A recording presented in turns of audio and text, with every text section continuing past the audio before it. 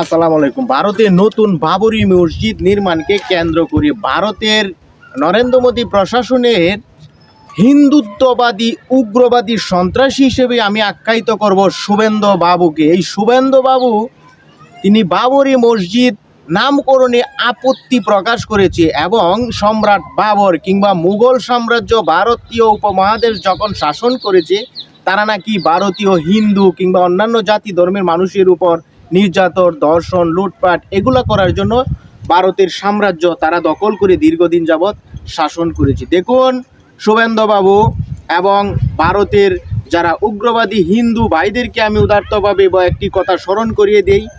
৬০০ বছর ভারতীয় উপমহাদেশ মুসলমানরা শাসন করেছে। জোরপূর্বক যদি ধর্মান্তরিত করত তবে অন্য কোনো জাতি ধর্মের বর্ণের মানুষ এই ভারতীয় উপমহাদেশে বসবাস করতে পারতো কিনা আমার সন্দেহ আছে। সুতরাং শুভেন্দু বাবুকে উদ্দেশ্য করে বলবো, জাতি ধর্ম বর্ণ নির্বিশেষে যে ঐক্যবদ্ধ দক্ষিণ এশিয়া সেখানে কিন্তু আপনি ভারতবর্ষে যেভাবে উগ্রবাদী বক্তব্য দিচ্ছেন শুভেন্দু বাবু, মুসলিম হিন্দুদের মাঝে একটি দাঙ্গা বাঁধিয়ে আপনারা রাজনৈতিক উদ্দেশ্য হাসিল করার চেষ্টা করেন। এই শুভেন্দু বাবুকে নরেন্দ্র মোদী সরকারের কাছে উদারত আহ্বান জানাবো, এই উগ্রবাদী শুভেন্দু বাবুর লাগাম টেনে ধরুন।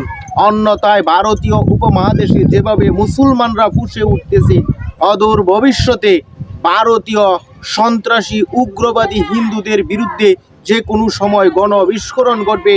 আর সেই গণবিস্ফোরণে এই শুভেন্দু বাবুর মতো অতি উৎসাহী উগ্রবাদী সন্ত্রাসীরা, দাঙ্গাবাদ সন্ত্রাসীরা কিন্তু ধ্বংস হয়ে যাবে, বানের স্রোতে ভেসিয়ে যাবে। সুতরাং এখনই সময়, লাগাম টেনে ধরুন শুভেন্দু বাবুদেরকে।